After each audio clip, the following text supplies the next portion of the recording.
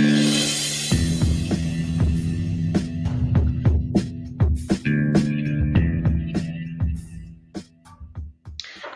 alaikum and welcome to the book club show on Inspire 105.1 FM. My name is Imrana and I am your host this morning. It is a pretty wonderful morning so far. The sun is out, which is fantastic. I know over the weekend it's been really foggy, so it's nice to be able to see actually.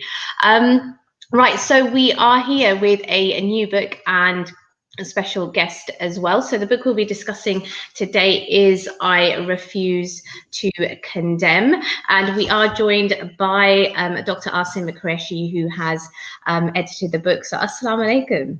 Assalamu alaikum. How are you this morning? Yeah, alhamdulillah, everything's well.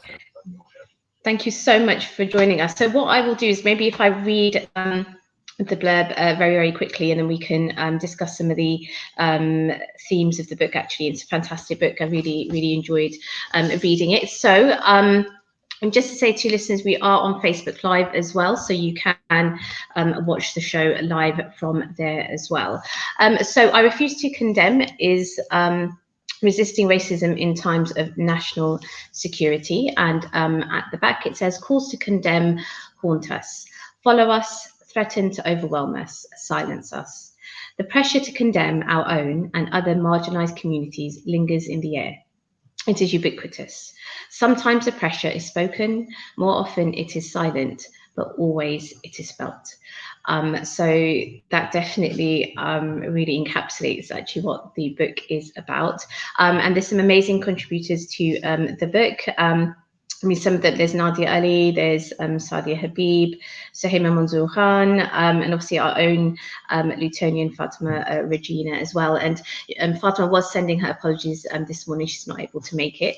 But we are here with Dr. Asim Qureshi. So maybe we could just start off talking a little bit about the reason behind basically writing this book, and thought that might be a good starting point. Sure. Bismillah wa salatu wa salam ala rasulillah. Assalamu alaikum. It's honor and privilege to be joining you all this morning. The book really started because this was something that I had experienced many times myself. I had been in a number of situations where, whether it was in a TV interview, a radio interview, or a public event, I had been asked by various people to condemn terrorism, and oftentimes that demand that was made of me had almost nothing to do with the conversation at hand. It had nothing to do with my particular area of expertise, but because of my visible Muslimness, that demand was made of me, and at times there would be other panelists who that demand was not made of either. And so you feel these moments in various ways. And I knew that many of my friends who are either academics or activists had also experienced similar things. Yasser Mursi, in his book Radical Skin, Moderate Masks, speaks, writes beautifully about that pressure to condemn and the ways in which he resisted it.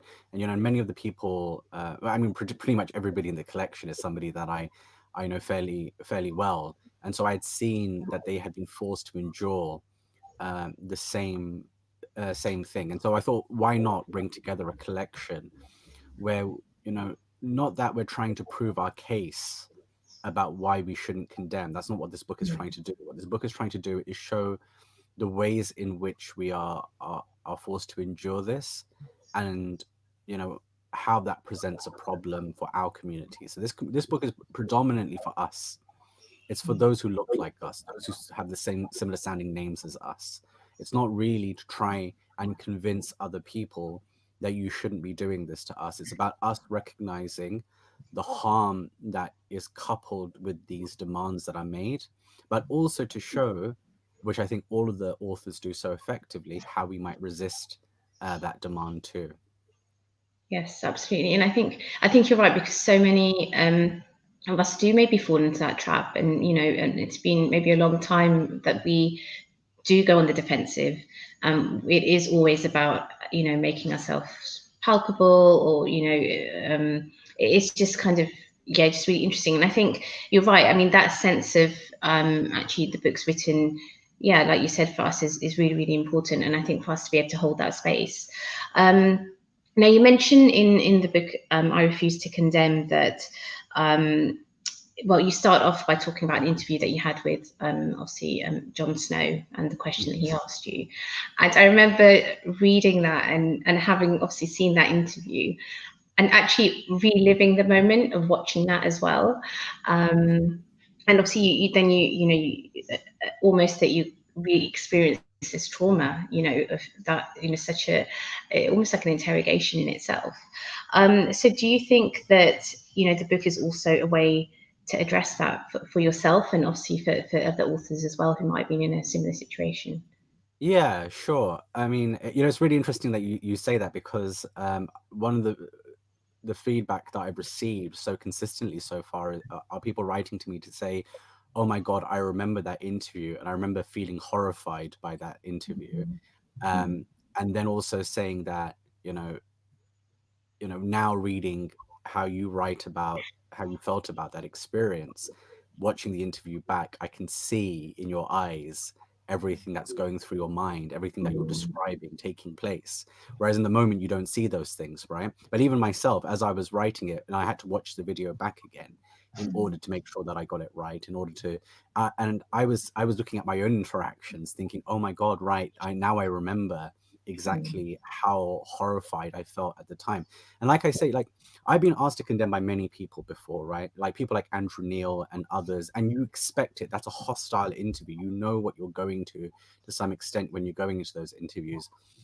The Muslim community largely has this admiration for Jon Snow because we consider him somebody who has always been very fair in his reporting, who, has, generally speaking, been somebody who set a very good standard for the way in which reporting by journalists should take place. And so it felt, the violence of that moment felt so much more palpable to me because it was Jon Snow, because this was the last person that I expected to ask that question. And so, yeah, writing it definitely felt like some form of catharsis. But the problem with trauma is that trauma is physiological, not just psychological, right? So even though we might write about our experiences, our traumatic experiences, because your body has been re-encoded with this desire to never experience something like that again, it's very hard to train your body to not want to flee from something like that again, which is why, we get, flooded with adrenaline, our amygdala and hippocampus get activated, we go into this fight or flight mode, regardless of the fact that we know that there's nothing like endangering us. But the body remembers that previous experience and makes all sorts of decisions by itself. So even if you do write about these experiences, it's hard to just overcome it by virtue of writing about it. And again, people have been writing back to say, I suffer from similar forms of trauma because of things that I was asked in the classroom by my teachers or by my lecturers. And so that's quite interesting as well, to see these responses now coming back. And that is the one thing about the war on terror that's never been quantified, and the government has no interest in quantifying, which is how we are harmed in the long term by all of these assumptions, these dehumanized assumptions that are made by us. And they're not interested. That's ultimately my point, that they're not interested in what the long-term impacts of these things are. Yeah, no, absolutely. And actually, and I think that's what's interesting, the fact that actually words themselves can be violent. And I think sometimes we don't like, always recognize that. And now, so you're talking about the war on terror, and it's something that, I mean, I was a teenager when 9/11 happened, and actually just having read the book, suddenly realizing that we probably did as a community spend a long time trying to again, just go on the defensive and be palatable and all these things, and coming up with hadith and quotes from the Quran, just to kind of say, no, that's not us. And this whole journey that we've been on since then. Now, has the book itself been received by kind of, I mean, if the right word is like the mainstream media or mainstream organizations? Because to interrogate the war on terror itself is not something that everybody does. Right. So we haven't had any kind of like mainstream feedback on the book just yet. I mean, we've had a couple of Okay. journalists reach out to us, Mm, interested in reviewing the book. No idea how that reception's going to be. But again, mm, like, in many ways, I don't really care about that. mm, What I care about is, my community and how my community responds to the book. If my community turns around and says, you know what, this really helped me make sense of very, very difficult experiences that I've had, or prepares a student who is now coming into kind of classrooms that are quite political, or going into mm, university and maybe uh, being lectured in political science, to give them some kind of strength to mm, not have to succumb to these demands that are made, then the job is done as far as I'm concerned. Like, regardless of what the rest of society has to say. And that's the point, right? mm, Like, we've had this narrative imposed on us in a way that's not of our own making, because the underlying assumption by the "do you condemn" question is, can you please prove to us that you are deserving of the status of humanity by just confirming this one thing for us first?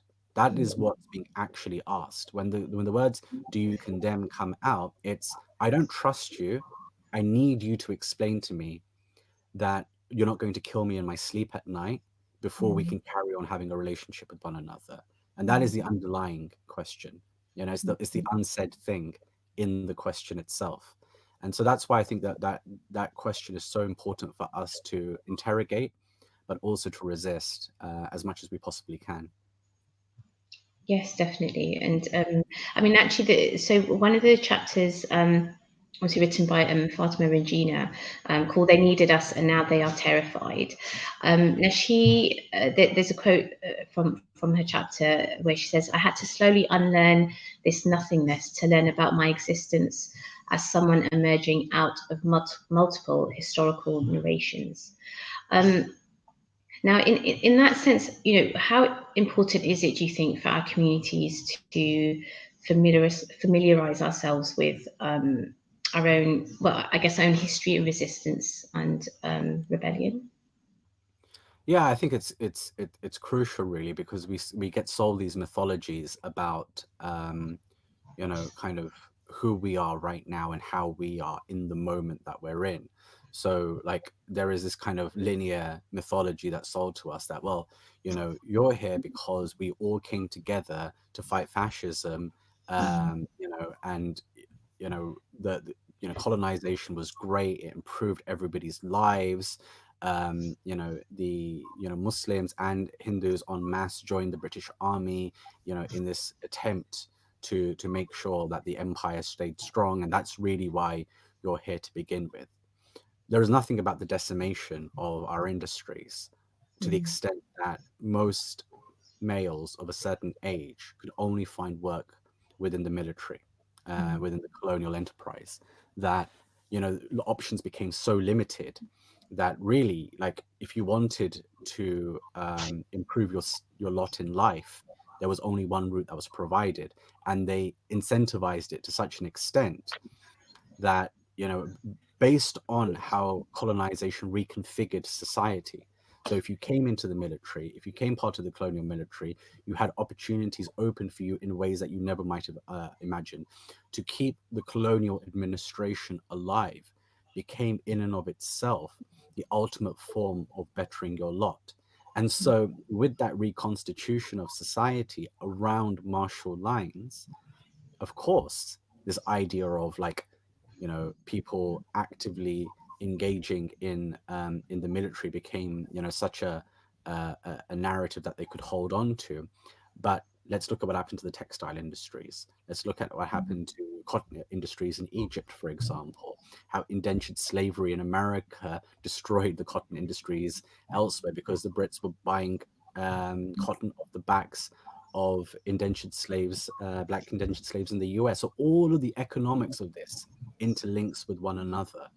And when we separate that history from our presence here in the colonial metropole, as it still stands, then and as Fatima so rightly kind of explains in her essay, then what we do is that we end up in the space of empire nostalgia, which I think is dangerous for us, because it means that we can't learn lessons. And as Muslims, we're constantly told in the Quran to reflect on the past. We're given all of these stories, within the Quran itself, about how the past in and of itself, that these are lessons for us. One third of the Quran is just stories from the past, right? And that applies to the whole of history. Like this tadabbur that we should be, this reflection that we should be doing on history is important because it helps us situate ourselves in the now. And I think Fatima does an amazing job of really kind of bringing the past into our present. Yeah, definitely. And obviously she speaks a lot about obviously the East End of London, and actually the the history, I guess, of resistance, just there, which we always don't, we don't always hear about either. And obviously you're talking about the colonial history as well. And another essay which is written, it's called in Four Stages of Moral Panic, by Adam Elliott Cooper. And he's kind of talks about the importance of puncturing the fantasy of Englishness. Right. So I know you've kind of touched upon it already, but what do you think can be done about Britain's almost kind of selective amnesia about its past? I mean, of course, we need the institutionalization of wider histories, right? Like both people of color, but also white people need to learn and understand exactly what the legacies of that history are. Um, you know, our presence here was not an accident. Trevor Noah's got this really funny clip where he talks about, the fact that nobody knew about Britain until Britain turned up in their lands and announced themselves to the world, right? Like it's a really great clip and it's worth watching, but it kind of makes so much sense at the same time, right? Like, you announce to the world how great you are, and then now that we're all here, you're like really concerned about our presence. And that's why Fatima's title's so great as well. Like you needed us. You needed all of this labor that was built off of very, very cheap labor to build your neoliberal state. But now that we've established a foothold, you're terrified of the fact that we're here. Um, and so, and what's interesting about that as well is this idea of otherness, because, when they talk about being British and what British values are as being almost like this ubiquitous thing, that this is something that is particularly special about them. You know, when you start taking it apart, you realize, well, actually, you know, is it just British? And are some of these values something that are far more universal that you can find elsewhere? And actually, have we contributed through our own values in ways that are extremely important to this society?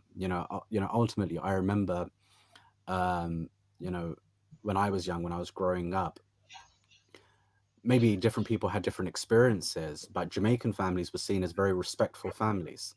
Like, that was how, within our schooling, with it amongst parents, amongst the way that discourse happened, that that those were the communities that our parents were comfortable with us interacting with, because that generation in particular raised their kids to be extremely respectful, right? It was the predominant society that we were really worried about, the ones that would swear at their parents and whatever, right? Like, that's, it might have been a myth, right? But that's how it was presented. Like, though we don't want to pick up those values at all. And so even this idea of whose values are we talking about when we're having these conversations, is extremely important, because ultimately we're British, for those of us who were born and raised here, because we intonate, we gesticulate, we our humor is so British in all of its kind of nuances and complexities. People know if I ever make a joke in Urdu or Punjabi that I am a foreigner attempting Yeah. something that is beyond his domain, right? But when I do it in English, nobody bats an eyelid about whether or not that's authentic. So you could put us on an island anywhere, and all of this that we've developed over the years, naturally as part of having lived here, it's just who we are, right? And so just even the idea about being other is really purely based on a racialized logic, which is that because of the way we look and the way we sound, in terms of our names, we are a problem. Yes, exactly. And I think it's yeah, it's kind of interesting, isn't it? Because you know the fact that since well, since the war on terror and with the government as well, this idea of British values has come about, and you know, and how nonsensical it is really, because you know we as all communities, I guess, within this country, we just reflect. You know, we're reflecting our existence off each other almost, because you know, but obviously, and this is the whole point, I guess, because you know, I refuse to condemn. You know, it is about resisting racism, you know, which, you know, it definitely does. Now, you know, in another chapter of the book written by Derek Eunice, called The Duty to See, the Yearning to be Seen, um, he talks a little bit about, you know, the subsequent compromises we make to appear more palatable. And obviously he takes a specific uh, time, which was, he wanted to do it, he was going to talk. Oh, I've just forgotten now. It was the Quebec City Mosque, and what happened there. And obviously, he said he was what he was planning to say, but in the end, he didn't, and he kind of changed it, or you know, ended up saying something that he thought would be received better. And he also, you know, talks about, I guess, well, he uses the word power with a capital P to kind of talk about what it is that we're trying to resist. Hmm. Now, what can we do? Because we're in an age of like hyper visibility because of social media, because of the media in itself and the way we're portrayed. You know, so what can we do to truly counter that yearning to be seen by power? Yeah, that's good. That's a really good question. I think part of it is trying to be as authentic as we can. As Muslims, I'm going to speak about first and foremost, right, to our obligations to Allah subhanahu wa ta'ala.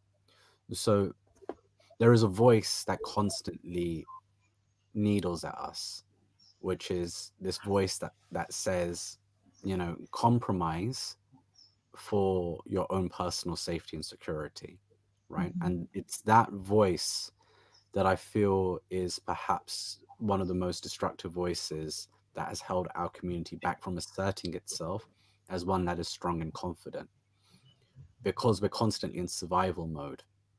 I remember writing a report on an aspect of the prevent duty. It's the science that they based it on, called the ERG 22 plus.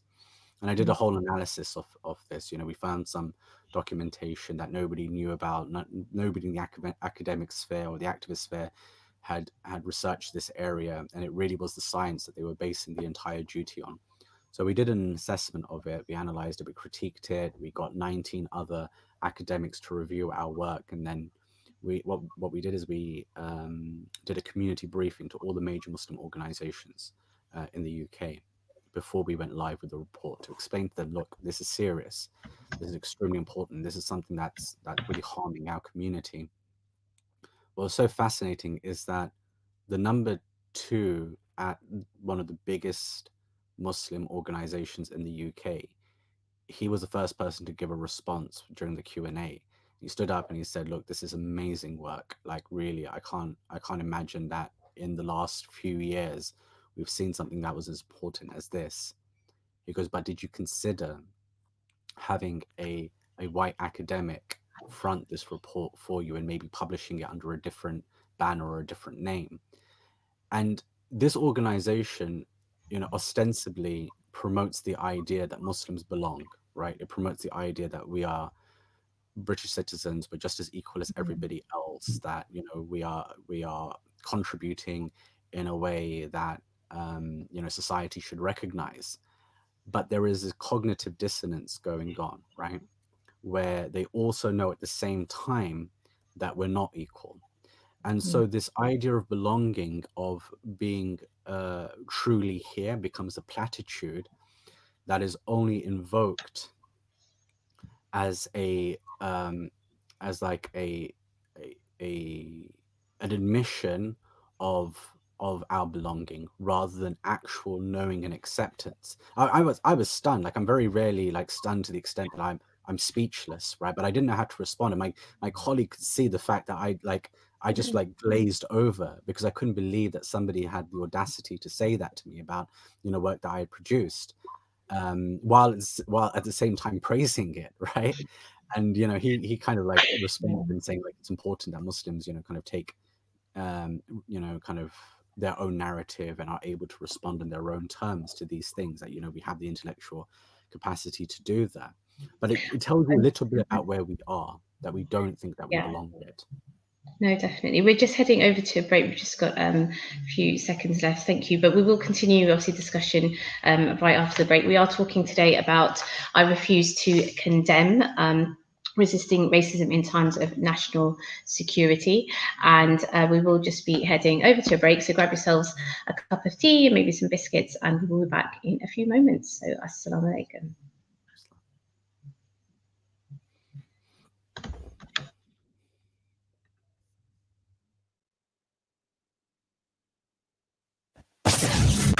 This program will continue after the break. Continue listening to Inspire FM. Inspire FM. Inspire 105.1 FM. Radio for the community, by the community.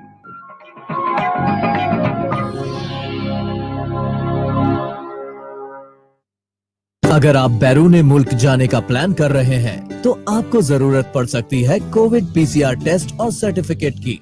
अपना Covid PCR test आज ही book करें with optimized body and mind, available 7 days a week for only £135. Other services include health MOTs, vitamin shots, IV hydration therapy, TRT and diet plans. Call 01582 323 007.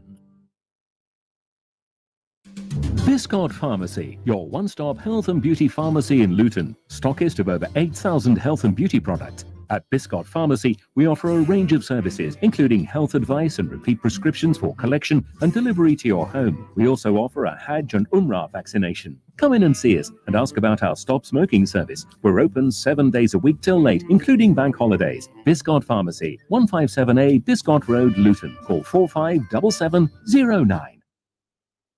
Why do Tops Pizza deliver the top pizzas in Luton? For a start, all the toppings are 100% halal and Tops use fresh dough every day. Then there's the cheese, the highest quality available. And when it comes to food preparation, cleanliness is taken as part of our faith. So that just leaves the taste, choice and great offers, including buy one, get one free on all medium, large and extra large pizzas. Tops Pizzas, Wellington Street, LU1 5AA. Order online, topspizza.com or via Just Eat. Download our app or call 01582 72 5000.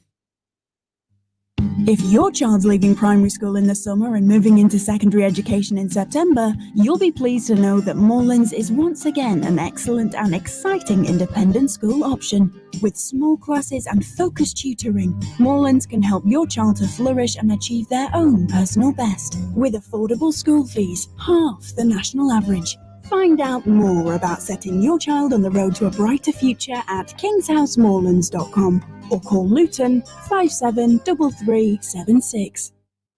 As winter approaches, here's a critical reminder of coronavirus symptoms from Dr. Gupta. The main symptoms of coronavirus are a high temperature or a new continuous cough or a sudden loss or change in your sense of smell or taste. If you have any of these, to protect yourself and others, it is critical you isolate at home, even if you don't feel too bad. And you must book a test immediately. Use the NHS COVID-19 app or go to gov.uk/coronavirus. Stay alert, control the virus, save lives.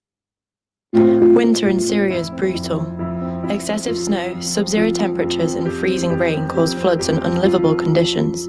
Whilst we see winter as a time for cosy nights by the fire, for many, winter is simply a fight for survival. You can change this by providing warm food, clothes and blankets from just £20. The pandemic will make this the worst winter of their lives. Protect them. Visit sktwelfare.org or call 0300 30 20 786. بسم الله الرحمن الرحيم. قال النبي صلى الله عليه وسلم من سمت نجا. He who remains silent is successful.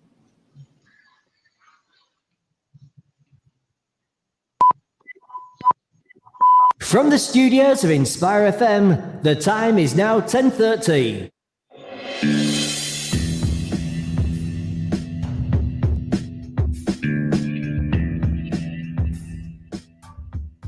Assalamu alaikum and welcome back to the book club show on Inspire 105.1 FM. My name is Imrana. It is Tuesday, the 1st of December, and it is 10:30. I hope you had managed to grab maybe some tea and biscuits during the break. We are joined by Dr. Asim Qureshi, who has edited the book I Refuse to Condemn, Resisting Racism in Times of National Security, and having some really I think quite important conversations around this topic of condemnation, and more so the expectation for us as, in particular, Muslim communities to have to do this. So we're going to continue the conversations. Just before the break, Brother Asim, you were talking about this idea of having to, the expectation that maybe will be what we say is received better if, for example, a white person says it, or it's led by, we talked a bit about, mainstream maybe as well. So did you want to just maybe continue where we left off? Yeah, I mean, just to say that, I guess, we have got into this situation where we're constantly aware of who delivers the message, and we're not confident yet as a community that we are able to deliver our own messages in our own way, with our own narrative. We're always looking for a gatekeeper who's going to help us end Islamophobia, end racism, rather than being able to do that ourselves. And it's why we, unfortunately, I think, hold up often too much those from outside of our community as a way of kind of almost being like saviors for us. And of course, while there's absolutely nothing wrong, and in fact, I encourage us to work with other communities for sure, that should be a collaboration. It should never be as in a savior model where we are not responsible somehow for bringing about our own change. And I think when we start getting into that area where our freedom, our rights are always predicated on someone else's action, then I think that's a huge problem for us. Yeah, and I like what you said. Obviously, it has to be, I guess, about the collaboration, definitely. Which kind of leads on to my next question. So Tariq Yunus also mentions in his chapter about modelness. So our modelness, our very presence, was the physical manifestation of condemnation. Now, when I read that, it just immediately, it was something that completely resonated. But then it made me think, well, is it ever possible to counter this notion that our actual existence and presence can sometimes be just like a tick box exercise? So in that sense, if our very existence might just be doing that, how do we then counter that, if that makes sense? Yeah, absolutely. Look, what Tariq writes about so beautifully, and his chapter really is very, very beautiful. There's a free version that we Middle East Eye just published, so you can find that on there. He, when he's talking about modelness, what he's talking about is this good Muslim, bad Muslim dichotomy. That you're a good Muslim when you present yourself in a way that is productive according to the necessitude of capitalism and neoliberalism, right? And what we mean by that is that you are a productive member of society who is generating wealth, who is generating the economy, who is paying taxes. This is a good Muslim, right? One who's also apolitical, though, at the same time. They don't mind if you're religious, as long as you're doing that, right? In fact, they will encourage religion. So good Sharia is sukuk bonds, which David Cameron really proudly announced, right? Like we were announcing however millions in sukuk bonds, right? Sharia compliant sukuk bonds, very adamant of emphasizing the Sharia compliance of it. Why? Because they want us to invest, in halal industries, so-called halal industries. And that's really what they want to reduce Muslims to, a halal economy. where religiosity is tied to the economy itself. So yeah, we'll give you subsidies to do halal fashion, halal food, halal finance. You know, that this is all the type of halal and the Sharia that's encouraged. But if it's the Sharia of Musa alayhi salam, right, which is like speaking truth to power, then that's bad Sharia. That's the bad Muslim. Then that's the Muslim that they don't want, the uppity Muslim.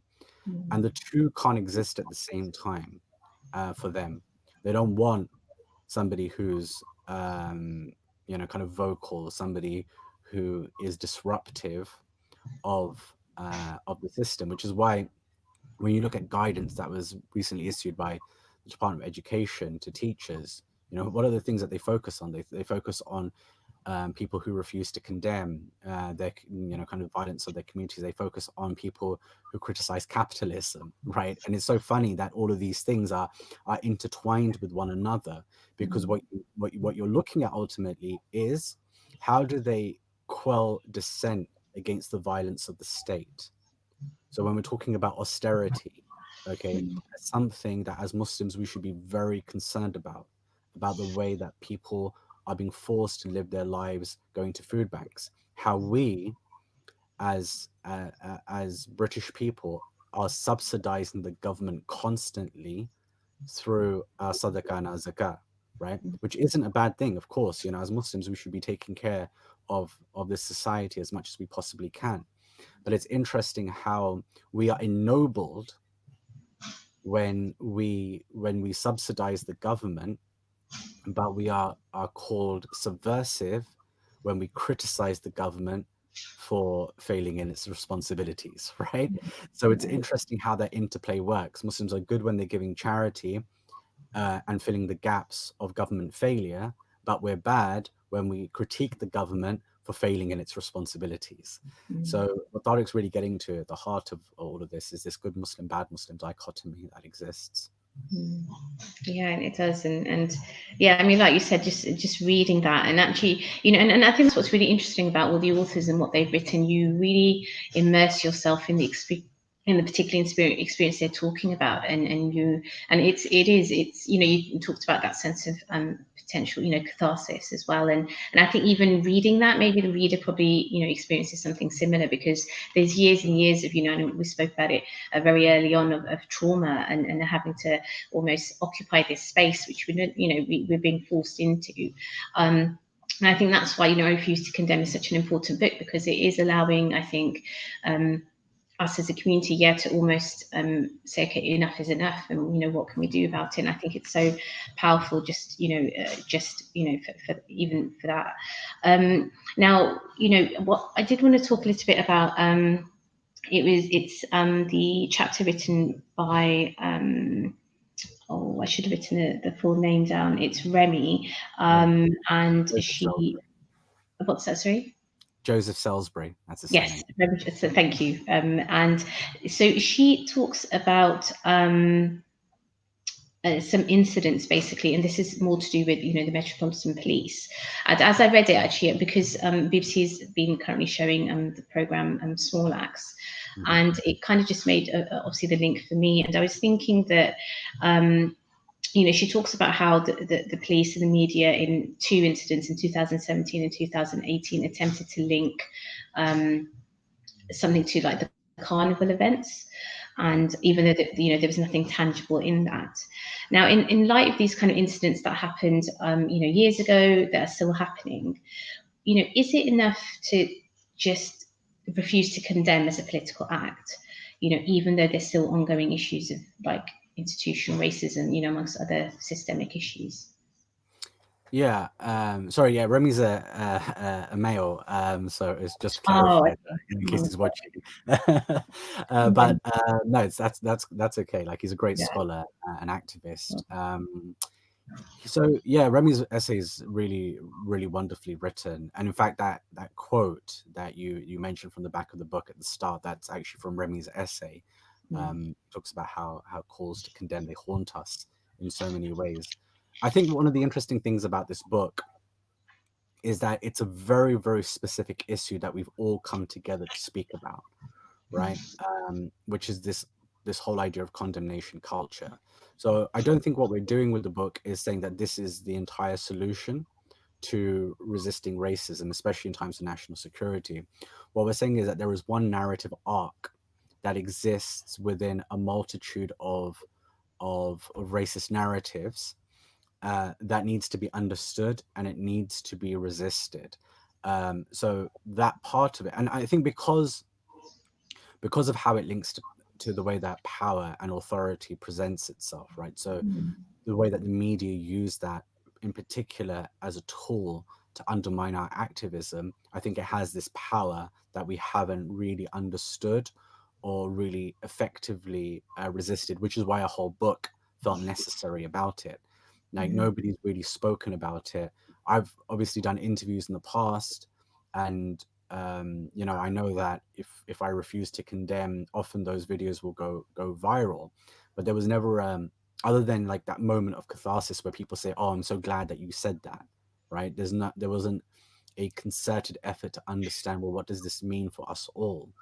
And so I think what all the chapters do, and of course Remy's does so exceptionally well, because he links the experience of what Muslims go through to what the Black community is going through, is to say, well, look, this is a technique that is deployed in order to undermine our activism and our lives and our humanities. And so in the multiple arcs, the multiple narratives of racism that we get subjected to on a daily basis, this is an important one that we have to pay attention to, that we have to resist. There's other stuff like, you know, the endless images of women in hijab being linked to articles on COVID, right? Like, you know, you literally couldn't make it up. It's that bizarre. And, you know, like, what does that say about us, right? So that's another narrative arc that we need to deal with. And you've got, of course, you've got people like Miqdad Versi from the MCB who are constantly calling out, you know, this type of media narrative. But that's just one in many.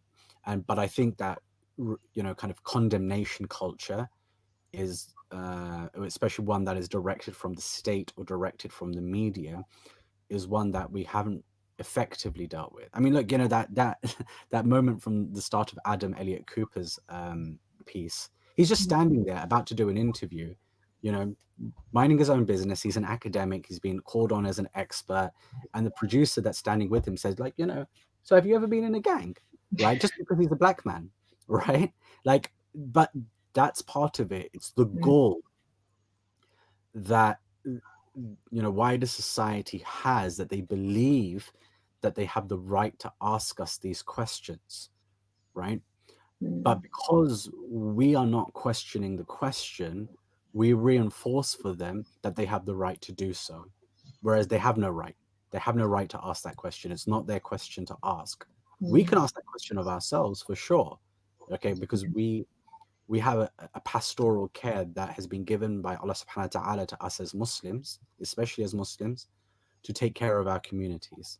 And so part of that pastoral care is that we educate our young people regardless of what the requirements of the state are. That's why, like, prevent as a strategy is a complete nonsense, because Muslims have been educating their children about right from wrong from the inception of Islam. Like, we never needed that. We don't need that kind of state violence in our lives, because we are more than capable of educating our own by virtue of the fact that we believe in Allah and we believe in a qiyamah, right? That's literally, you know, if you ever needed a prevent strategy, it's all in the Quran. We don't need one, and especially one that pathologizes us, because alhamdulillah, we're righteous people and we're trying to be as righteous as we possibly can. So yeah, I think that's really why, you know, this idea of condemnation is so important to deal with.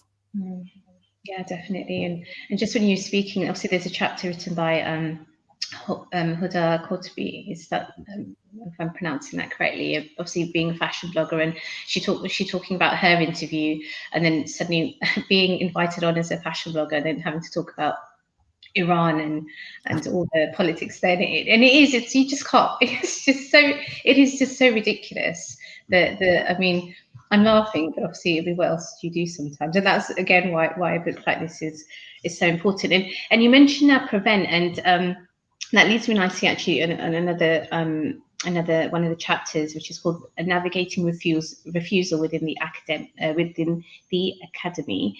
So that's written by Shireen Fernandez and Aziza Johnson. Now, they talk a little bit about initially the political apathy amongst the Muslim students in particular was a real barrier to the growth of the Preventing Prevent at Manchester campaign, which is something that they initiated. Now that obviously it did strike out to me a little bit, because even in the work that I've done as well, I do sometimes think that there's that barrier as well that we have with our own communities, where yes, of course, like you said, it's part of our very being that we do forbid evil, and and kind of enjoying what's righteous. But what do you think needs to be done about the lack of awareness of these kind of issues at a grassroots level, with our own communities? In terms of, sorry.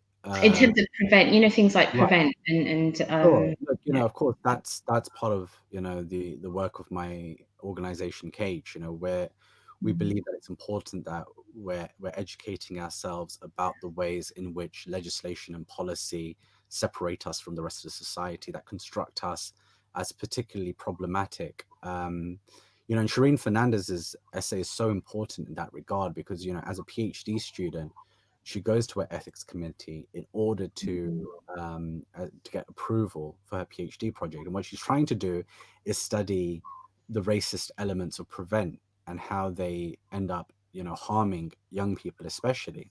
And when the ethics committee turn around and say, well, if your students say something dodgy, then actually you're under an obligation to refer them to the Prevent strategy, then you see the violence take place, right? Which is because of how institutionalized Prevent is.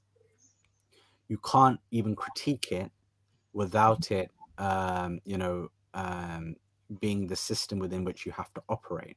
And so Shireen, like she writes so elegantly about how she would rather, kind of not participate in her PhD than ever subject her future respondents, the children that she's trying to interview, to any potential harm. And I think there's something really amazing and marvelous about that. At the same time, we're often taught, unfortunately, by some of our elders, that the platform is more important than anything else. That it doesn't matter if your platform is problematic, as long as you're representing, that's it. That's really all that matters. But what kind of harms are we perpetuating by uncritically engaging in platforms that are being funded by the problematic institutions, right? Or funding pots, or whatever it might be, or reinforcing narratives that are ultimately harmful to us. That's so important. And what Shireen shows us, where her resistance lies, is in her ethics as a Muslim, as a Muslim woman who, would rather not carry out some very important research than to ever be involved in harming somebody. And Tariq Yunus, going back to his essay, says something very profound. He said, "I would rather trash my PhD than partake in the war on terror." And it's such a marvelous line in the essay, because it shows and kind of in one line what I think all the essays do, which is a group of people who are unwilling to compromise in harming their own communities by virtue of being given platforms. It's such an amazing thing to see and read in a world where we're constantly being told to compromise. Just keep your head down. It doesn't matter, even if it's a problem. It's okay. Ultimately, these guys are showing us a pathway to say, you can actually achieve great things.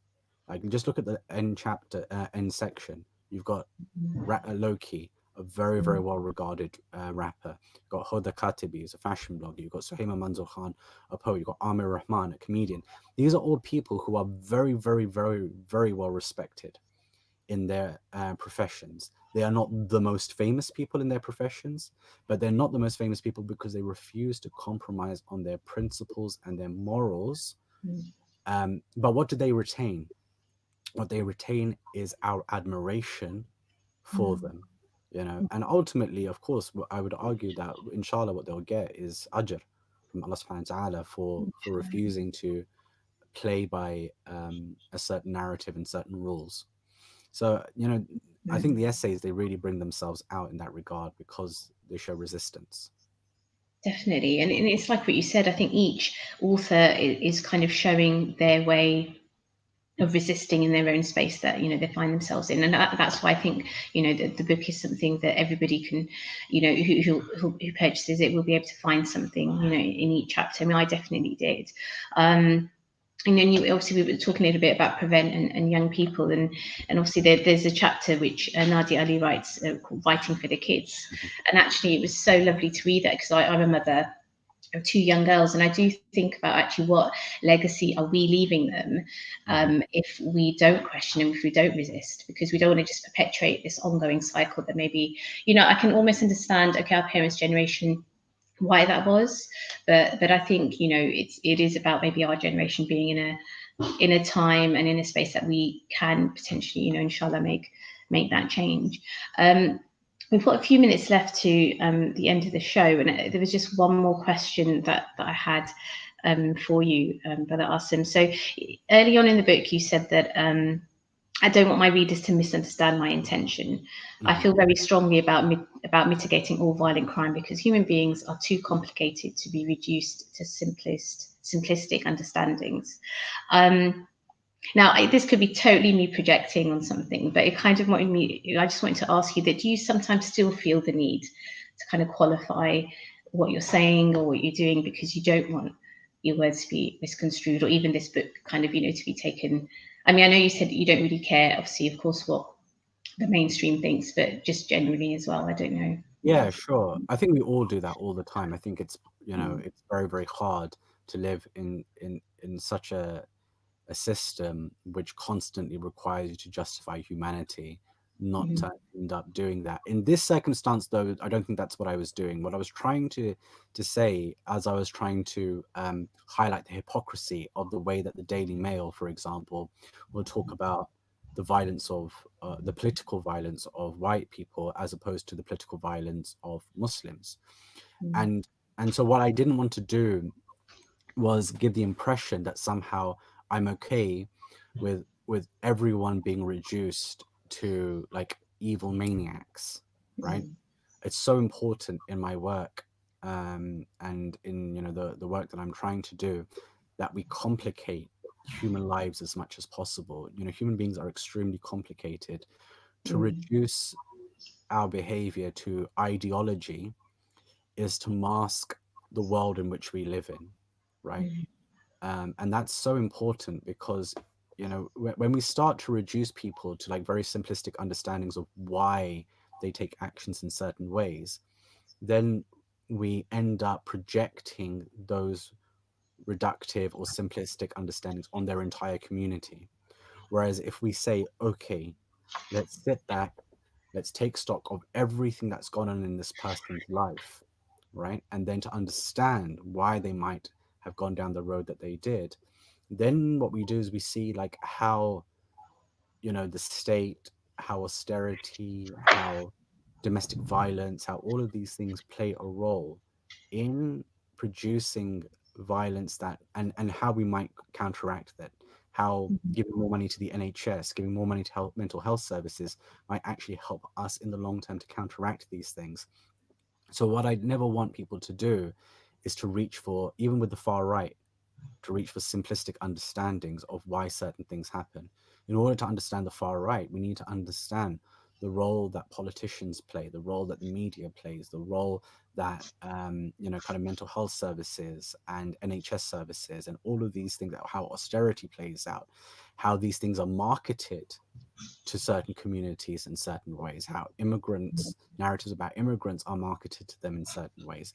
And when we start going through all of that, we see the roots of where their violence emerges from. I'm much less concerned about an individual, kind of skinhead committing an act of violence on the street as much as I am about all of the causes for him to come to the conclusions that he does in life. And it's not just about, him reading Mein Kampf, right? It's so much more complicated than that. And that's why, while it's good that the Daily Mail are willing to complicate the lives of those of the far right, okay, like I want to see that standard applied equally to everyone who, is in an unfortunate, tragic situation of committing violence. Thank you. Yeah, no, that's an important point, I think, to end on. That we are complicated, and nuance is so important in these conversations. Thank you so much for your time today, Dr. Asim and Qureshi. It's been amazing to talk about I Refuse to Condemn, which you can get from Manchester University Press. I know we should have mentioned that.